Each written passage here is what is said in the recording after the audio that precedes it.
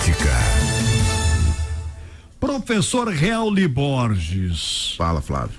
Pela manchete que você trouxe hoje aqui no programa, eu tive a impressão que é uma daquelas que se coloca o bode na sala para chamar atenção, e aí lá no quarto ficam acontecendo coisas estranhas. Mais deputados? O Brasil realmente precisa disso? Mas eu queria aproveitar e já emendar, professor, que tem aí uma orientação já para diminuir deputados no estado, aumentar em outro, né? Fazer aí uma redistribuição do número de deputados. E agora você vem para cá com mais deputados, perguntando se o Brasil realmente precisa disso. Você que tem que responder, professor. A Constituição de 88 determinou um teto, um limite de deputados no Brasil. Eram 513. E em 1993 o censo ratificou isso e trouxe a distribuição que a gente conhece hoje.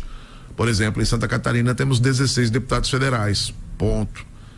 Em alguns estados, São Paulo tem 70, estados menores tem 8, e isso é proporcional à quantidade de pessoas, de eleitores que tem naquela região, naquele estado, né, Flávio? Então o que aconteceu em 2022? Em 2022 o STF, de forma acertada, ele pegou o censo populacional que existia no Brasil e fez uma redistribuição das cadeiras e disse: olha, o parlamento precisa se virar e atender essa demanda porque é constitucional. Ou seja, alguns estados perderiam e outros ganhariam. Vou dar um exemplo aqui para o ouvinte da Rádio Cidade. O Rio de Janeiro, com a atual população, perderia 4 vagas. Santa Catarina, com a atual população, ganharia 4 vagas, por exemplo. Então, se fosse feita uma redistribuição para equivaler à lei, ou seja, para fazer com que a lei funcionasse de fato, para fazer com que a Constituição fosse cumprida, você manteria os 503 deputados, manteria inclusive o custo do parlamento, mas obviamente apenas redistribuindo vagas. Pois bem, rapaz, a deputada Dani Cunha, sobrenome já me diz muito, né? Filha do Eduardo Cunha, aquele mesmo que foi caçado há pouco tempo atrás como presidente da Câmara. Ficou preso um tempão, né? Ela propôs um jabuti aí na lei, né? Que é, ao invés de existir o teto em 513, esse teto poderia ser ampliado para 527. Então, ao invés de uma redistribuição, haveria um aumento de 14 vagas. E por que é um jabuti, gente? Porque foi aprovada a urgência na calada da noite no final de semana. E o projeto entrou na pauta ontem à noite.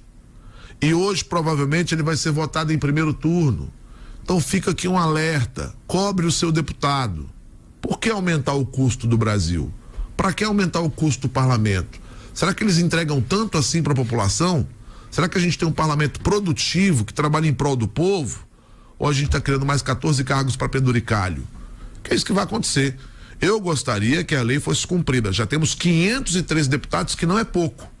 Imagina a gente ampliar agora para 527. E outra, que precedente que a gente abre, né? Porque a população brasileira, meus amores, vai crescer até 2040. Até 2040 nós vamos continuar crescendo. Em 2040 a gente deve chegar a 240 milhões de habitantes. Quer dizer, vão ter mais gente nascendo do que morrendo. Depois disso a população vai começar a cair. Porém, será que até lá a gente vai ter outras leis como essa para aumentar o número de deputados também? Daqui o povo vão querer aumentar o número de senadores, de 3 para 4 para cada estado. E aí, como é que fica? E o tamanho do nosso país, e o tamanho do nosso estado, e o tamanho desse gasto? Então, vi alguns deputados se levantando contra. Quero aqui citar, por exemplo, o deputado Rafael Pezente, parabenizá-lo, Rafael Pezente do MDB, que tem sido uma voz dissonante dessa ideia no Congresso. Vi várias entrevistas com ele na semana passada dizendo que não tinha que aumentar a quantidade, tinha que fazer a lei valer e distribuir, que Santa Catarina brigasse pelos seus direitos de ter mais 4 deputados, perfeito, mas que os demais estados pudessem perder, porque essa tem que ser a regra. Mas infelizmente a gente está dando uma volta imensa para atender a estados que deveriam perder, mas não aceitam. E aí o Átila diz assim para mim: não são apenas 14 deputados, professor, cada deputado tem mais uns 15 aspones. Deixa eu contar para você quantos assessores pode ter cada deputado, o Átila. 24. Nossa. Pode ter 24 assessores cada deputado. 14 vezes 24, não vou nem fazer a conta para não me estressar.